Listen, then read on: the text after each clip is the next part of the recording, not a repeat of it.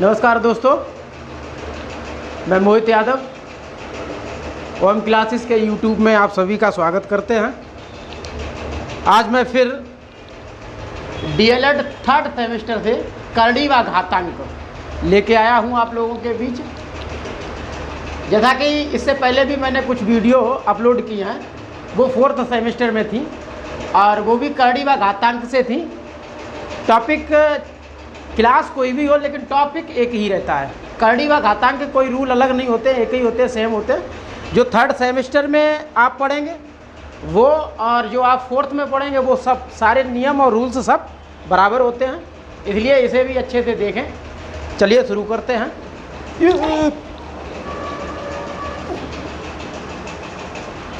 तो देखिए, घातांक की पूरी सबसे पहले आपको परिभाषा समझा दें, दोबारा फिर समझ लीजिए कि किसी संख्या, माना किसी संख्या x पर जब हम उसी संख्या x का गुणा करने पर जो संख्या हमें प्राप्त होगी उसे हम क्या कहेंगे? क्या कहेंगे? घातांक कहेंगे।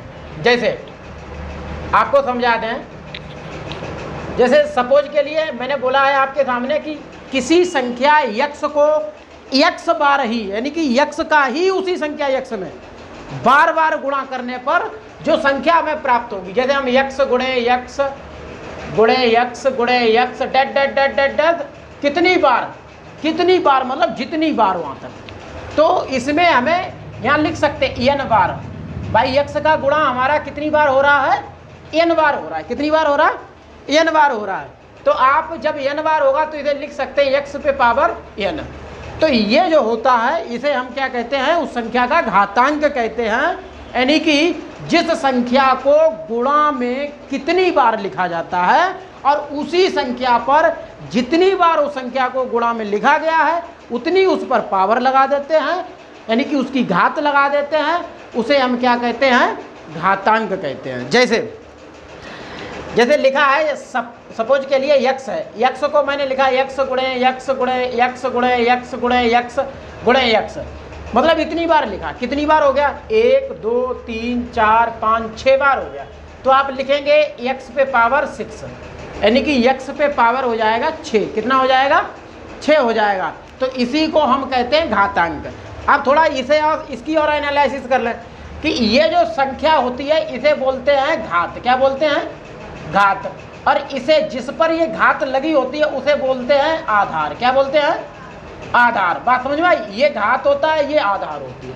ठीक है, यानी कि किसी आधार पर जितनी घात लगी होती है उसे हम गुणा करके भी उतनी बार लिख देते हैं। इतनी बात समझ में आ गई? कोई प्रॉब्लम तो नहीं हो रही इसमें? ठीक है। अब इसी बेस से कुछ चीज़ें और बताएंगे। जैसे सबसे पहला पॉइंट है कि x पे पावर सपोज के लिए n है और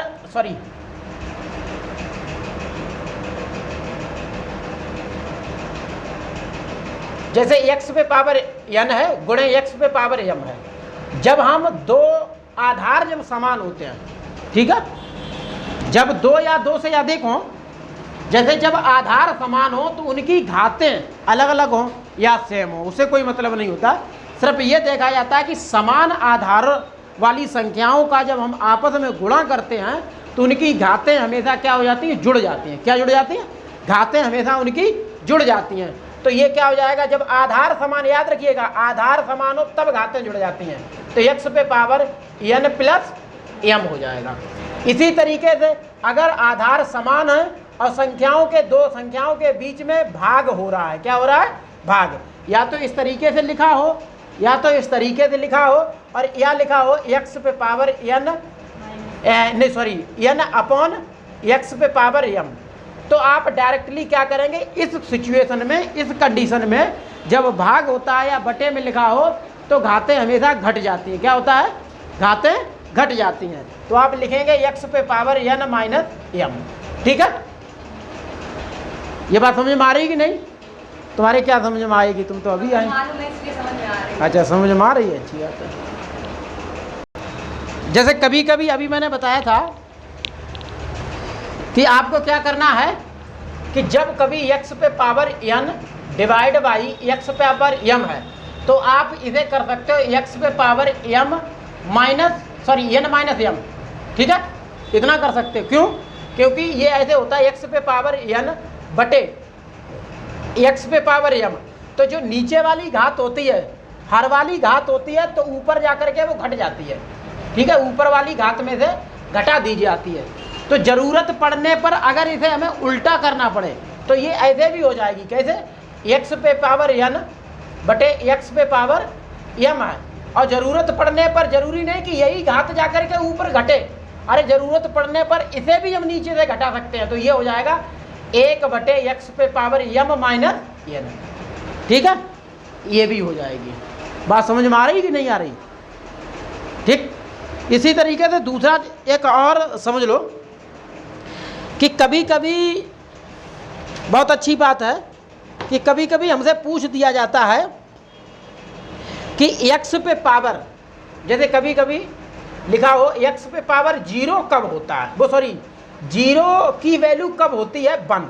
वैसे हम बता दें, एक्स पे पावर या किसी भी संख्या पर पावर 0 आ जाए तो उसकी वैल्यू 1 कब होती है, उसकी वैल्यू 1 कैसे होती है वो और सीख लो। देखा है, पता है कि एक्स पे पावर 0 यानी किसी भी संख्या पे पावर अगर 0 आ जाती है तो उसके बराबर में 1 होता है, तो कैसे होता है ये पता है? तो उसमें डिवाइड भाग ही होगा, हाँ, तो भाग होगा, कैसे होगा? आधार समान है, घातें अलग-अलग हैं। हाँ, तो आधार नहीं, कंडीशन तो वही लगेगी जब आधार समान हो, आधार समान हो और घातें समान हो, घातें भी समान हो, तब मैं सॉल्व करके बताता हूं आपको। जैसे सामने आपके ये आ जाए कि लिखा हो, सबसे पहले तो पॉइंट लिख लो एक्स पे पावर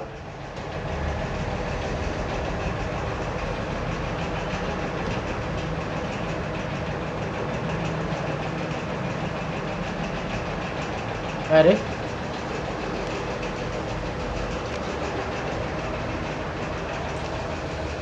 बड़ी समस्या आ रही है।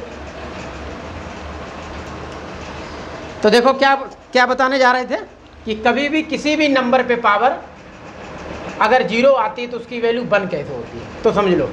जैसे सपोज के लिए ये तो हमें पता है कि x पे पावर n भाग x पे पावर m, तो इसे हम लिख देते हैं x पे power m upon sorry n upon x पे पावर m, ठीक है।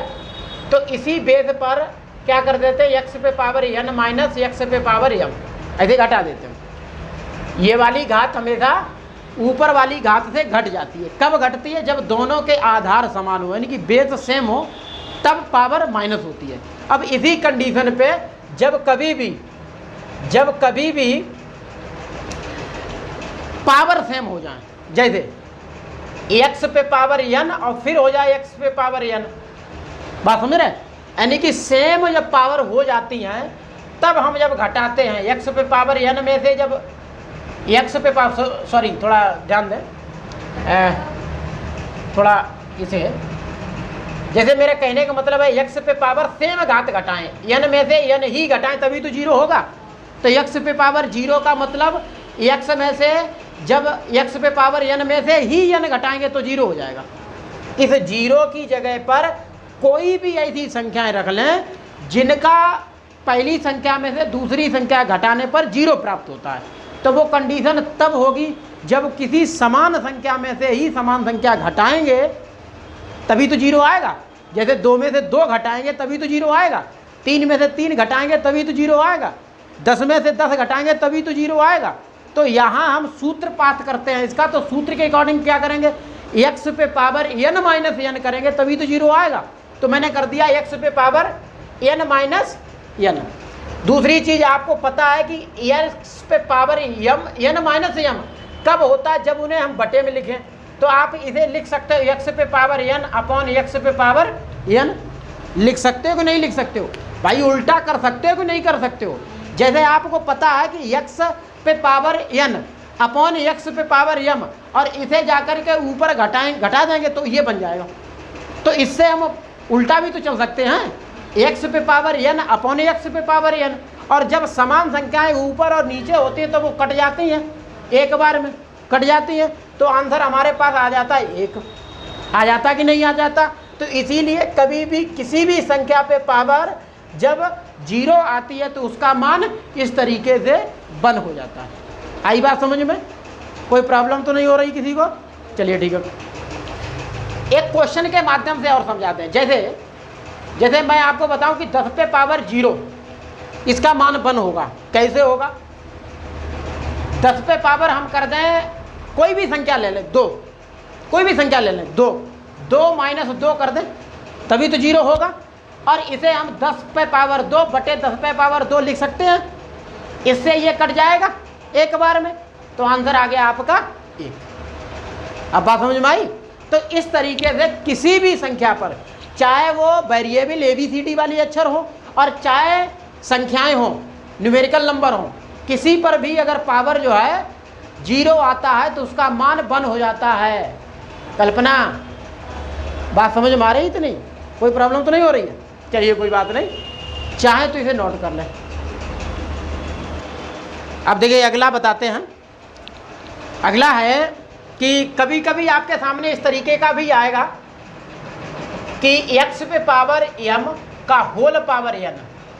ठीक है, क्या होता है? x पे पावर m का होल पावर n। तो आप इसे कैसे लिख देंगे कि जो पावर होल है तब इनका आपस में दोनों घातों का गुणा कर दिया जाएगा। x पे पावर m और n हो जाएगा। कितना हो जाएगा? m और n। जैसे एग्जाम्पल में समझ लो, जैसे x पे पावर 3 का होल पावर 2 हो जाए, तो आप डायरेक्टली लिखेंगे x पे पावर 3 गुणे 2, तो ये हो जाएगा x पे पावर 6, क्योंकि 3 दूनी 6 गुणा हो गया। बात समझ में आया? इसी तरीके से और कोई नंबर हो, जैसे ये वेरिएबल था, कोई नंबर में हो, जैसे 3 पे पावर 6 का होल पावर 2, और इसी तरीके से क्या हो जाएगा? 3 पे power 6 into 2 is equal to कितना हो जाएगा? 3 पे पावर 4। बोलते जाइए कितना हो जाएगा? ठीक, अब बात समझ में आई? अब ये थोड़ा बड़ा हो जाएगा, अगर बेस सॉल्व करना चाहें तो ये सॉल्व भी हो जाएगा। क्यों? क्योंकि इसे अगर आप, ये तो घातांकी रूप है, अगर इसका गुणन रूप लिखेंगे यानी कि विस्तार में इसे लिखेंगे तो क्या करेंगे? 3 को गुणा करके 12 बार लिखेंगे और उसका गुणा कर देंगे, आपका आंसर आ जाएगा। ठीक है, इतनी बात समझ में आई? क्लियर हो रही कि नहीं? इसी तरीके से यदि दिया जाए कि कभी कभी आएगा आपके सामने x बाई का होल पावर 2, तो इसे आप अलग अलग लिख सकते हैं। x पे पावर 2 या सॉरी 2 नहीं लगाओ, n लगा लो, n कोई भी संख्या हो सकती है, कोई भी संख्या हो सकती है, तो इसे लिखेंगे x पे पावर n इंटू बाई पे पावर n, या ऐसे x पे पावर n और बाई पे पावर n। एग्जाम्पल के लिए जैसे दिया जाए आपके सामने x पे पावर x और बाई का होल पावर 3, तो लिखेंगे x पे पावर 3 इंटू बाई पावर 3 हो जाएगा x पे पावर 3 और बाई पे पावर 3, इस तरीके से।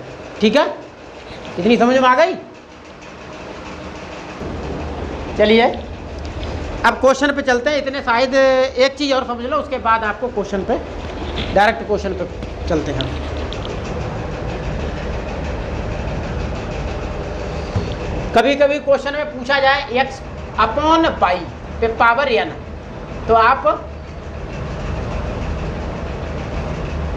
लिखेंगे अलग अलग पावर लगा देंगे, x पे पावर n अपॉन बाई पे पावर n, इस तरीके से। ठीक है, तो ये भी आपका हो जाएगा। जैसे लिखा हो एग्जाम्पल में कि x अपॉन बाई पे पावर 2, तो आप लिख सकते हैं x पावर 2 अपॉन बाई पे पावर 2, इस तरीके से। ठीक है, इतनी बात समझ में आ गई सभी का?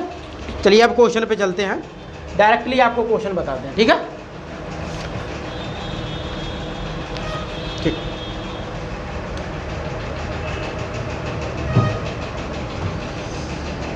देखिए पहला क्वेश्चन ये है आपके सामने।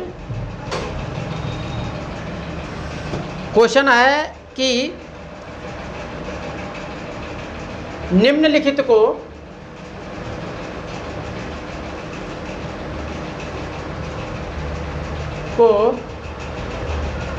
घातांक रूप में लिखिए। रूप में लिखिए। ठीक है, सबसे फर्स्ट क्वेश्चन आए। देखिए एक चीज और समझ लो, ये करड़ी की घात को बताता है। ठीक है, क्या बताता है? करड़ी की घात को बताता है। तो ये हो जाएगा 3/4 अंदर है। और इसे जब हम घातांकी रूप में बदलेंगे तो देखिए सबसे पहले समझ लो, जैसे ये करड़ी का चिन्ह होता है और अगर कोई संख्या यहाँ पर नहीं शो हो रही है तो वो वर्गमूल का घात बताती है, वर्गमूल होता है, वर्गमूल के चिन्ह में आ जाती है। और अगर 3 लगी है तो घातांकी हो जाता है, वो सॉरी घन हो जाता है, घनमूल के लिए बताते हैं।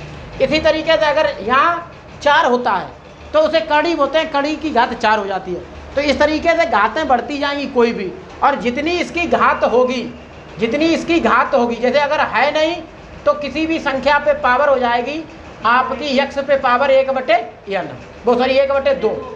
ठीक है, और अगर ये है, अगर 3 घात है तो लिखेंगे x पे घात 1/3, और अगर 4 है तो x पे पावर 1/4। तो इस तरीके से इसे आप लिख सकते हो। तो यहाँ आपकी कड़ीगत राशि, ये अंदर वाली होती है कड़ीगत राशि, और ये होती है कड़ी घात। क्या होती है? कड़ी घात होती है। तो देखो इसे आप लिख सकते हैं, कड़ीगत राशि पर घात लगाएंगे तो 1/4 हो जाएगा। कितना हो जाएगा? 1/4 हो जाएगा। तो इस रूप को ही इससे इसमें बदल दिया, हो गया ये घातांकीय रूप। क्या हो गया? घातांकीय रूप। इतनी बात समझ में आ गई? चलिए, बहुत अच्छी बात। अब करना है मूलों के रूप में व्यक्त करना। क्या करना है? अगला क्वेश्चन है, निम्नलिखित को मूलों के रूप में व्यक्त कीजिए। अगला क्वेश्चन है। ठीक है, पहला है क्वेश्चन, तो इसमें कई हैं बट हम पहला समझा दे रहे हैं। 6/17 पे पावर 1/9 है। ठीक है, और अगर इसे मूल के रूप में लिखेंगे तो वर्गमूल का चिन्ह लगा देंगे। ठीक है, तो 6/17 हो जाएगा, लेकिन घात कितनी है? 1/9 है, तो यहाँ हो जाएगा 9। ठीक है, तो ये हो गया मूल के रूप में। ठीक है, अगला क्वेश्चन है, क्वेश्चन नंबर है 3, मान बताइए। मान बताना है। जैसे फर्स्ट है आपका 8 पे पावर 5/3 है। ध्यान दो, इस क्वेश्चन को थोड़ा ध्यान देना है। तो इसमें जब मान बताना है तो आप बहुत छोटी संख्या में इसे तोड़ने की कोशिश करेंगे। कैसे? जैसे 8 है, ये 8 पे पावर 5/3 है, तो आप लिखेंगे 8 के प्राइम फैक्टर करेंगे। क्या करेंगे? प्राइम फैक्टर, यानी कि अभाज्य गुणनखंड करेंगे। तो अभाज्य गुणनखंड होंगे 8 के 2 गुणे 2 गुणे 2, और पावर है 5/3। ठीक है, अब आप इसे लिख सकते हो कि 2 कितनी बार है? 3 बार है, तो 2 पे पावर 3 का होल पावर 5/3। और अभी मैंने आपको बताया था कि कभी भी x पे पावर n का होल पावर m आ जाए तो उसे क्या लिखेंगे? x पे पावर n और m लिखेंगे। तो ये भी हो जाएगा भाई 2 पे पावर 3 गुणे 5/3, 3 से 3 कट जाएगा, तो कितना आएगा आपका? 2 पे पावर 5, और 2 पे पावर 5 का मतलब होता है 32। कितना होता है?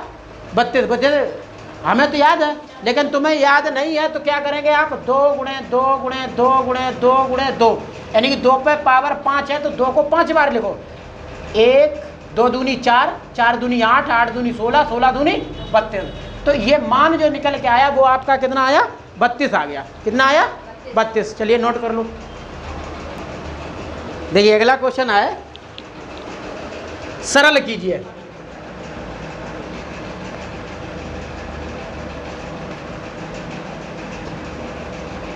अच्छा और बता दें, इसमें क्वेश्चन है मान बताने वाले में से एक क्वेश्चन और समझा दें, है ना।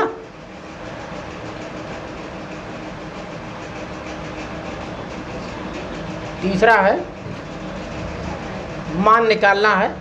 तीसरे का दूसरा 343 पे घात है 2/3। ये है, देखो 343 पे घात 2/3 है। ठीक है, तो इसे भी वैसे ही करना है। कल्पना बताइए। ये किसका क्यूब है? है 7 का। तो 7 गुणे 7 गुणे 7 पे घात 2/3। अब 7 कितनी बार हो गया? 3 बार हो गया। तो 7 पे घात 3 पे घात 2 पे घात 3 तो हो जाएगा 7 3 गुणे 2/3। 3 से 3 कट जाएगा, 7 पे घात 2 और लिख सकते हैं 7 गुणे 7 बराबर 49। ये हो गया आपका क्वेश्चन। ठीक है, आया समझ में? वेरी गुड, बहुत अच्छी बात, नोट कर लो। तो अगला क्वेश्चन है सरल कीजिए। देखिए क्वेश्चन नंबर 4, सरल कीजिए। क्वेश्चन है 2 गुणे 9 पे घात 3/4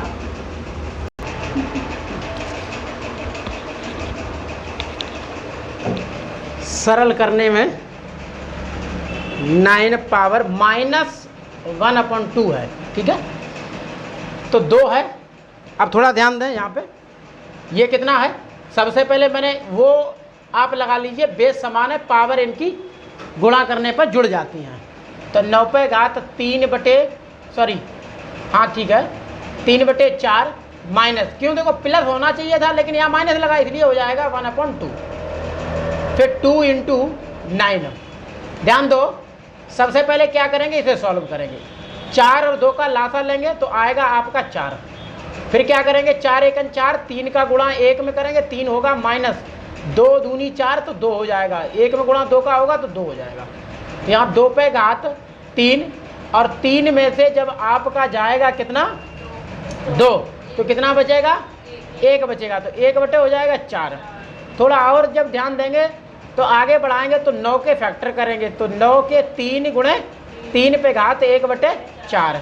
तो 2 गुणे 3 पे घात 2 का 1/4, तो 2 गुणे 3 पे घात 2 गुणे 1/4, 2 से 4 कटेगा तो 2 गुणे 3 पे घात 1/2।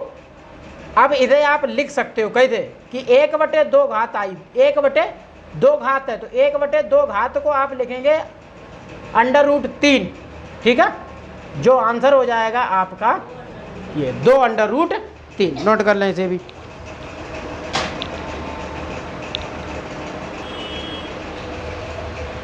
चलिए इसी तरीके से अगला भी क्वेश्चन है। अगला क्वेश्चन होगा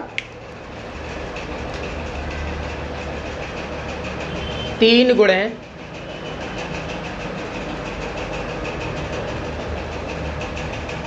16 पे घात 3/4। ठीक है, तो 3 गुणे 16 के फैक्टर कर लो। सबसे पहले 16 के फैक्टर करोगे तो 2 गुणे 2 गुणे 2 गुणे 2 यानी 2 पे घात 4 हो जाएगा 3/4।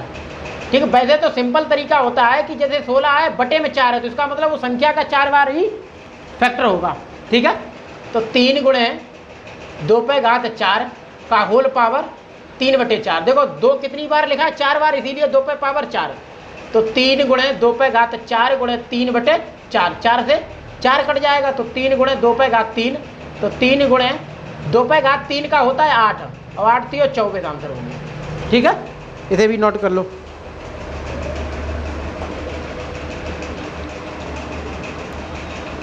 चलो बाद में पूछ लियो।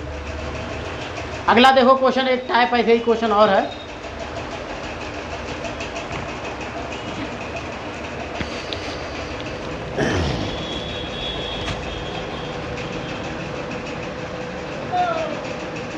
x पावर 5/7 भाग x पावर 12/7।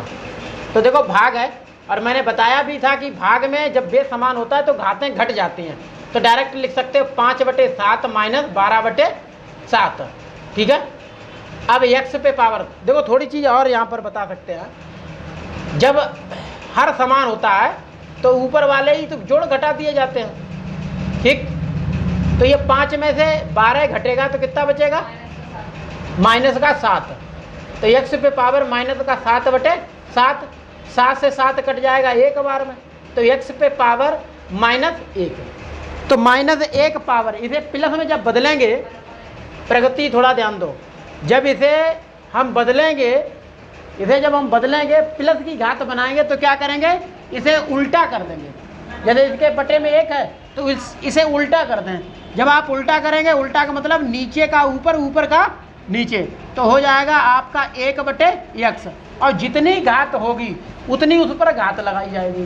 घात 1 है तो एक घात फिर नहीं लगेगी, अगर प्लस की हो जाती तो एक घात फिर मत लगाइए, क्योंकि हर संख्या पे पावर 1 होती है। अगर यहाँ 2 होता तो यहाँ 2 लगता, यहाँ 3 होता, यानी कि 1 के बाद कोई घात होती तो उतनी यहाँ पर प्लस की लगती घात। जैसे मान लो यहाँ पर 2 होता तो आपकी 2 लगती है, 3 होता तो 3 होता, तो यहाँ तो 1 था, और जब 1 थी घात तो अब वही रहेगी 1/x। ये आपका आंसर हो गया। ठीक,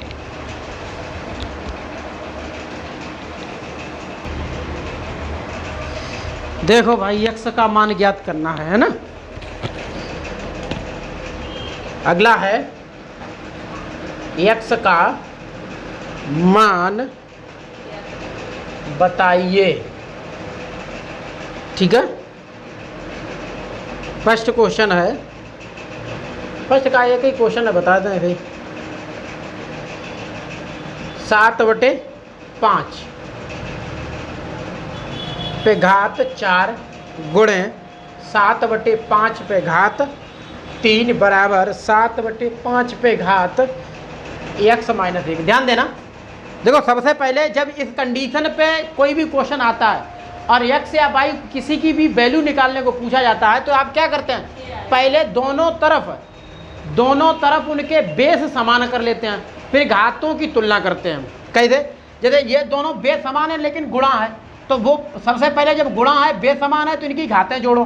ठीक है, तो 7/5 पे घात हो जाएगा 4 और 3 कितना हुआ 7, यानी कि 4 + 3, और ये आपका बराबर में तो यही चल रहा है x माइनस 1, तो ये हो जाएगा 7/5 पे घात 7 बराबर 7/5 पे घात x माइनस 1। ध्यान देना, जब बराबर में कोई फिर पद नहीं रहे, जब बेसमान दोनों हो जाएं तो क्या करेंगे, आप इनकी तुलना करते हैं। तो ये छोड़ दो, इतना छोड़ दो, आप तुलना करो। जैसे 7 बराबर x माइनस 1, और माइनस का जो 1 है उधर से लेफ्ट से राइट या राइट से लेफ्ट जाता है तो उसका चिन्ह बदल जाता है, तो x माइनस 1 है, माइनस इधर आएगा तो क्या हो जाएगा 7 + 1 बराबर x, तो ये हो जाएगा 8 बराबर x, यानी कि x का मान निकल के आया आपका 8। ठीक है, तो इस तरीके से आपको कभी भी क्वेश्चन आ जाए तो इस तरीके से सॉल्व करना। ठीक है, अगला देखो, अगला क्वेश्चन देखना। क्वेश्चन है x² - 4 अपॉन x + 2 का होल स्क्वायर का न्यूनतम रूप।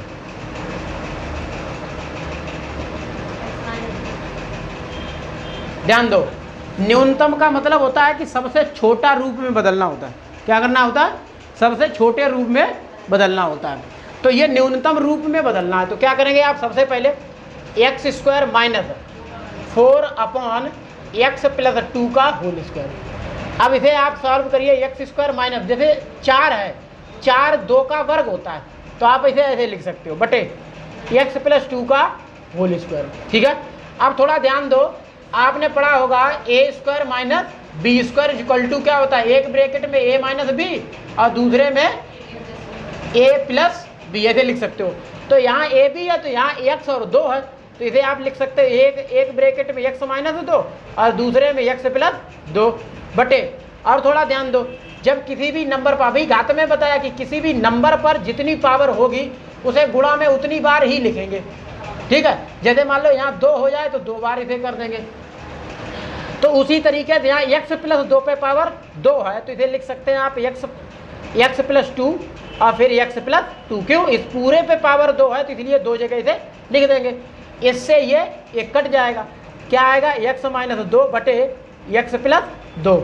तो यही इसका न्यूनतम रूप हो गया। क्या हो गया, इसका न्यूनतम रूप हो गया, छोटे से छोटा रूप हो गया। क्या बात है, समझ में नहीं आए? देखो क्या करना, दोबारा समझ लो। जैसे ये क्वेश्चन है x² - 4 अपॉन x + 2 का होल स्क्वायर का न्यूनतम रूप बताना है, तो मैंने ये क्वेश्चन लिख लिया यहाँ पे। अब क्या किया, ये 4 था, 4 को यहाँ जैसे स्क्वायर है तो इसे भी हमने स्क्वायर में ही बदला, तो 4 किसका वर्ग होता है? 2 का वर्ग, तो 2 पे पावर 2 कर दिया, तभी तो होगा 4। तो ये एक्स स्क्वायर माइनस 2 स्क्वायर बटे नीचे जैसा का तैसा। आपको ये पता है x square minus b square बराबर क्या होता है? एक ब्रैकेट में ए माइनस बी, दूसरे में ए प्लस बी। तो ऐसे ही यहाँ एक्स है, यहाँ 2 है, तो ये भी तो आप इस हिसाब से 2 जगह लिख सकते हैं, एक्स माइनस 2 और दूसरे ब्रैकेट में एक्स प्लस 2, और इस पर पावर 2 लगी है तो इसे आप 2 जगह लिख सकते हैं। तो नीचे 2 जगह सेम लिख दिया, तो इससे ये कट गया, क्या बचा? ये बचा। तो ये आपका न्यूनतम रूप हो गया। ठीक, नोट कर लो। चलिए अगला क्वेश्चन देखिए। अगला भी क्वेश्चन इसी तरीके से है, ए पे पावर क्यू माइनस बी पे power q upon a square plus a b plus b square का मान होगा। ठीक है, तो देखो इसे भी क्या करेंगे, इसे भी सॉल्व करेंगे। अब इसके लिए कुछ चीज़ें होती हैं, जब तक आप सर्व समीकरण याद नहीं करोगे अच्छे से, तब तक क्वेश्चन अच्छे से समझ में आने वाला नहीं है। इतनी बात याद रखो। देखो x Q minus by Q होता है एक ब्रैकेट में एक्स माइनस बाई और दूसरे ब्रैकेट में x square plus x by plus by square, ये होता है। ठीक है, तो इसी तरीके से यहाँ एक्स बाई ना हो करके क्या है? ए बी है। तो इसे आप कैसे लिखेंगे?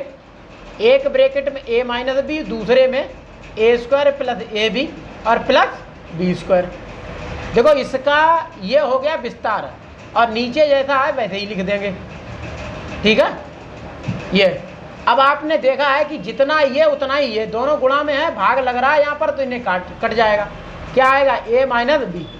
तो ये आपका आंसर हो गया। आया समझ में? कोई प्रॉब्लम तो नहीं हुई है? चलिए, बहुत अच्छी बात, समझ में आना चाहिए।